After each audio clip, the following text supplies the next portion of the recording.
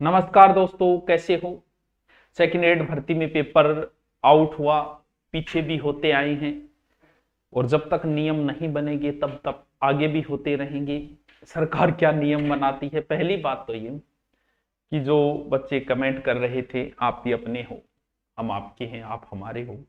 जो भी बच्चे कमेंट कर रहे थे कि सर आप साथ नहीं हो, ये वो, तो उनको बता देते हैं आपका प्रेम है, आप बुलाते हो। देखो, तारानगर में कल ज्ञापन है, हमारे पास बच्चे आए, हमने कहा गुरुकुल के बच्चे ले जाओ। बोलो और कहाँ गए हो, बोलो और बीएड वालों को कहा है। वहां ठीक है, भी कहा है, हम हमारे बच्चे तैयार हैं, हम आ जाएंगे। तो ये तो पता चल गया कि हम साथ है या नहीं। दूसरा, आप ये कहते हो कि इनकी दुकानें चलती है इसलिए ये बोलेंगे नहीं, भर्तियां समय पे होने लगी। भर्तियां जब से पेपर आउट होने शुरू हुए, लोगों की रुचि ही नहीं रही पढ़ाई के अंदर। सही समय पे सही हिसाब से पेपर होंगे तो ही ये दुकानें चलेगी। मान लेते हैं कि हम दुकानें चला रहे हैं, 2-3 ऑनलाइन वाले जिनको आप गालियां निकालते रहते हो, ये दुकानें चला रहे हैं। बाकी सब तो जो पैसे आते हैं वो गौशाला के अंदर दे देते हैं। बाकी सब की तो आप करते हैं बातें, कुछ थोड़ी थोड़ी कर लेता हूँ, थोड़ी थोड़ी बातें, तो आपका वहम भी निकल जाए। मेरी बात हो सकता है बुरी लगे आपको, लेकिन आप भी अपने हो, 2 गालियां निकाल लोगे तो क्या फर्क पड़ता है। प्रेम है, प्रेम में गालियां वालियां भी चलती है, थोड़ी बहुत चलती है। कभी हम आपको आपको भी तो कह देते हैं कुछ ना कुछ। देखो, अभी सेकंड ग्रेड का पेपर आउट हुआ और किसी चीज का डर है ही नहीं किसी के अंदर, क्योंकि पिछली बार जिन लोगों के नाम आए वापस उन, क्यों पिछली बार जब रीट के समय हुआ था तो हमें लगा था कि भाई साहब अब तो कड़े नियम बनेंगे। क्या कि कड़े नियम बने, पिछले वालों के नाम आ गए आउट करने में, इसका मतलब डर नाम की तो कोई चीज नहीं नहीं रही है। जब भी ऐसा कोई मामला होता आगे वाले पेपर में, बोले जी सिक्योरिटी बहुत टाइट है।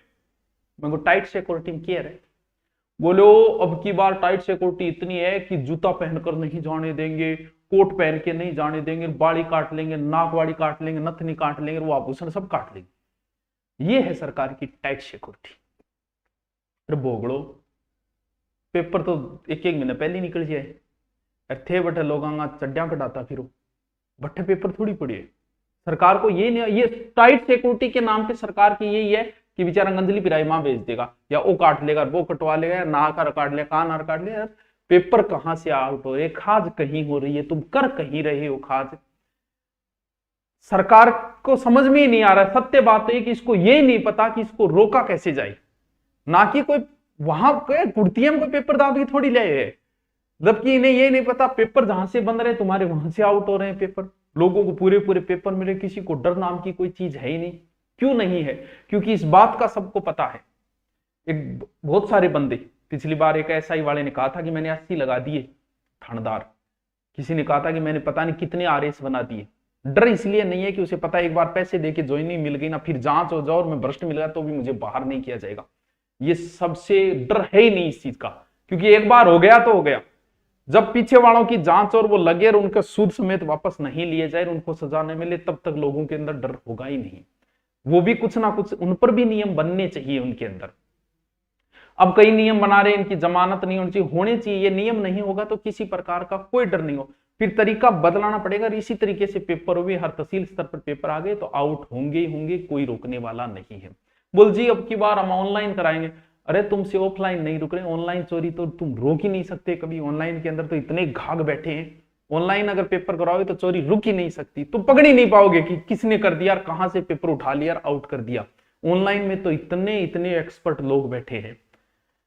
अब आंदोलन जैसे भी होता है, आंदोलन की बात बताऊं आपको, प्रेम कोई बताने से नहीं होता। आप हमसे प्रेम करते हो, हमें पता है इस बात का, हमें पसंद करते हो, पढ़ना चाहते हो, यहां दूर दूर से बच्चे आते हैं, यही लक्षण है कि आप हमसे प्रेम करते हैं।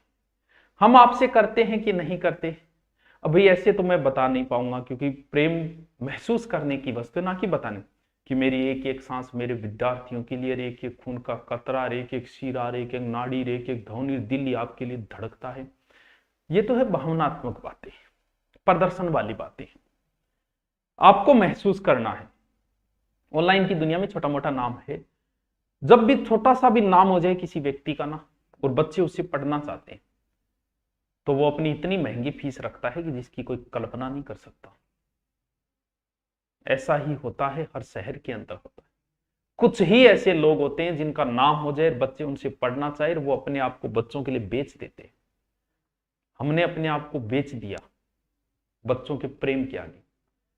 यहां जब दूर दूर से यहां पढ़ने के लिए मेरे पास आ रहे हैं, मैं जयपुर होता तो वहां भी आते, जिस मुंह मांगी फीस देते वो पढ़ने के लिए, और मैंने अपने आप को 300 रुपये तक में बेच दिया। वो नहीं, मेरे से जो स्टूडेंट पढ़ना चाहता है वो पैसे के अभाव में नहीं रह सकता। 1100 रुपये में हमने अपने आप को बेच दिया तुम्हारे लिए, इससे ज्यादा और क्या प्रेम करेंगे? क्योंकि प्रेम ये चाहता है कि चीजें भरी रहे। हम ये चाहते हैं कि 1100 नहीं फ्री आ जाओ, लेकिन पढ़ लो, आप भरे रहो, हमें अच्छा लगता है जब आप आते हो। ये नहीं है कि आप पैसे के अभाव में कोई बच जाए। 1100 फीस होने की वजह से बहुत सारे नालायक आ जाते हैं मजा लेने के लिए, 1100 तो है, एक बेगड़ी ले लेंगे, कोर्स ले लेंगे, हमें इसका नुकसान भी होता है। कोई हमारे गुरुकुली जानकारी लेना जो कोई, और यही हमारी फीस अगर होती ना 50,000, एक ही नहीं आता, एक नालायक आके नहीं बैठता, पढ़ने वाले आके बैठते, इसका हमें नुकसान भी होता है। लेकिन फिर भी हम आपके प्रेम के आगे बिक गए। हमारे लिए भी बहुत दरवाजे खुले थे, बड़ी बड़ी फीस वाले, लेकिन मैं अपनी प्यास दरिया के मुंह पे मार आया।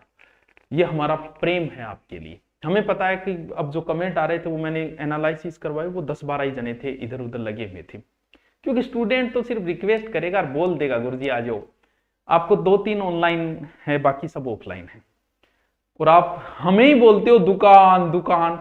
तो भाई हमने दुकान खोल रखी है, बाकी सब ने गौशालाएं थोड़ी खोल रखी है।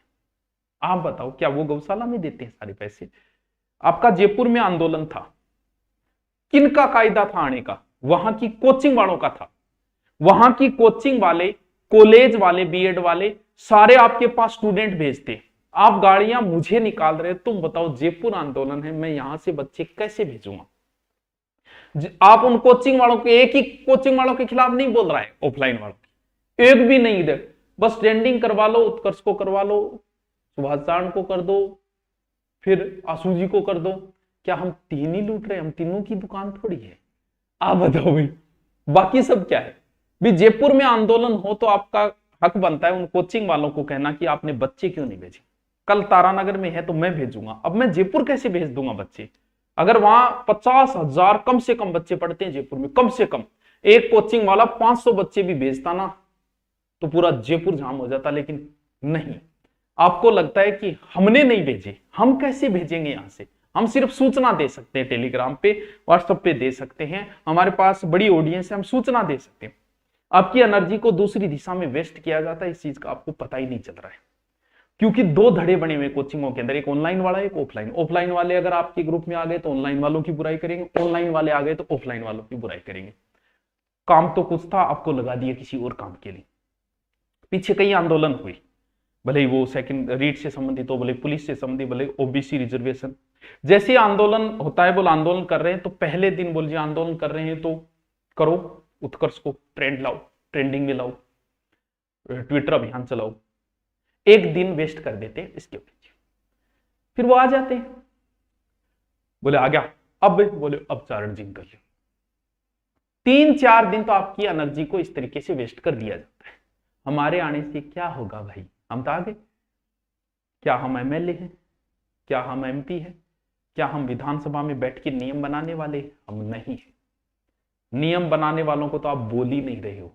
आपको लगता है कि हमारी वजह से सब कुछ अटक रहा है, हमारी वजह से नहीं अटका, हम आ गए। आपको लग रहा है कि हम ना एमएलए ना एमपी है। सरकार किससे डरती है? जिसके पास पावर हो उससे डरती है।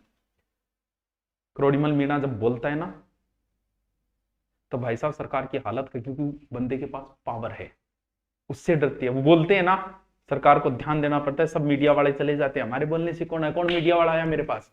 बताइए, एक ही नहीं आया। उनके पास जाते हैं, क्योंकि नियम बनाने वाले पद और पावर होना चाहिए, उनके पास पावर है यार। ओबीसी आरक्षण के तहत आप ओबीसी के नेताओं को ट्रेंड करते कि आओ, हमने वोट दिए तुम्हें, आओ। आप हमें कर रहे हो, हमारे पास क्या है भाई? विधानसभा के बाहर चिल्लाने वाले हैं हम, अंदर चिल्लाने वाला चाहिए तुम्हें। नियम तब बनेंगे जब अंदर बैठने वाला चिल्लाएगा। आप 5 नेताओं को साथ करके तो देखिए इस आंदोलन में, फिर देखिए नियम कौन कहता है नियम। आपको क्या लगता है? मेरा सो गहलोत जानता है? भैया नहीं जानता।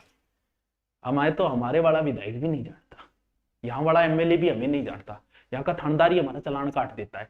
आप सोच रहे हो हम बहुत बड़े नियम बनाने वाले? नहीं यार, तो आपको लग रहा है ये, हमें तो पता है हमारी हकीकत का कि हम क्या हैं। बस इतना है कि स्टूडेंटों को सूचना देने का हमारे पास बड़ा माध्यम है, इसके अलावा कुछ नहीं है। यहां आंदोलन होंगे हम आ जाएंगे, लेकिन अगर आप जोधपुर आंदोलन कर रहे हो तो जोधपुर कोचिंग वालों को बोलिए, फिर वहां नहीं भेज रहा उसको टारगेट कीजिए। अगर आप प्रतापगढ़ में कर रहे हो तो प्रतापगढ़ के बीएड बीएसटीसी कॉलेज वालों कोचिंग वालों को कीजिए कि आंदोलन कर रहे हैं कल बच्चे भेज देना, और जो नहीं भेजता है उनको करो टारगेट। अब प्रतापगढ़ में आप आंदोलन कर रहे हो, टारगेट हमें कर रहे हो, हम यहां से प्रतापगढ़ बच्चे कैसे भेजेंगे? अरे हर तहसील के अंदर कम से कम 10 बीएड कॉलेज है और एक बीएड कॉलेज में 200 सीट है, कितनी हो गई? 2000। उनमें से 500 भी आ गए तो तुम्हारा तो काम हो गया ना। कोचिंग भी चल रही है, लेकिन नहीं, बोलो इनको कर लो, इन्होंने रोक रखे हैं बच्चे। अरे हमने नहीं रोक रखे यार, हम आपके साथ ही। आपको लगता है कि कुछ तो ये कहते हैं बोल जी ऐसे पेपर टाइम पे हो गए तो इनकी दुकानें बंद हो जाएगी। अरे पेपर टाइम पे होंगे, सही शेड्यूल चलेगा, सही हिसाब से, तो ही तो बच्चे की रुचि होगी, तो ही तो वो पढ़ेगा। अभी बच्चों की रुचि नहीं रही, बोले यार हर पेपर आउट हो रहा है, हर पेपर हो रहा है, कौन पढ़े, कौन कोर्स ले। हमारी भी दुकानें तभी चलेगी बच्चों जब सही समय पे पेपर होंगे, सभी सही समय पे ज्वाइनिंग दी जाएगी। आप गलत दिशा में एनर्जी लगा रहे हो, हमें ट्रेंड करने के पीछे एनर्जी आप वेस्ट मत करो। इन नेताओं को करो यार, इनको कहो हमारे साथ आओ, एक को दो को ही ले आओ, बहुत है, एक दो ही बहुत है। हमारे पास सच में आपको लग रहा होगा, मुझे पता है लग जाता है, होता है कि गुरुजी ओ गुरुजी अब क्या होगा, अब जैसे ही माँ आके बोलेगा मैं ऐसे कर दूंगा, और ये बच्चों के साथ नहीं है और ये हम बच्चों के साथ, बोलिए जी सुभाष जी सर आगे आगे, क्यों अब क्या हो जाएगा बताओ? क्या विधानसभा में नियम बन जाएगा? नियम तो अंदर बैठने वाले बनाएंगे यार, 5 उनको पकड़ो यार, उनको टारगेट करो।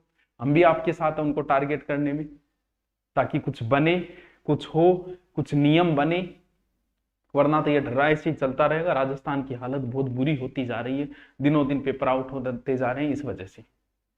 तो दोस्तों कुछ बातें बुरी लगी हो तो माफी चाहूंगा मैं, लेकिन आप हर भर्ती के अंदर हमें टारगेट कर लेते हो, 2-3 लोगों को करो चाहे कोई बात नहीं है, लेकिन हमारे पास ऐसा कुछ नहीं है जो आपको लग रहा होगा। हम नियम बनाने वाले नहीं है, हम आपके साथ ही। आपको ऐसा लगता है कि आप बोले नहीं, अब मेरे बोलते ही अब मैंने कुछ थोड़ी बहुत कड़वी बातें बोल दी तो हो सकता है आप टारगेट कर लोगे, फिर बोलो वो आप बात बोल दी। बाकी क्या हो गया हमारे बोलने से? हमारे बोलने से नहीं होगा, नेताओं के बोलने से होगा। उनको साथ लो यार, उनको टारगेट करो, एक बार करके देखो, पता चल जाएगा। जिस क्षेत्र के अंदर आप ज्ञापन दे रहे हो वहां की कॉलेज और कोचिंग वालों को बोलो कि कल बच्चे भेज देना, वरना देख लेना, तब बात बने कुछ। चलो दोस्तों, कुछ गलत कहा तो माफी चाहता हूं। Thank you.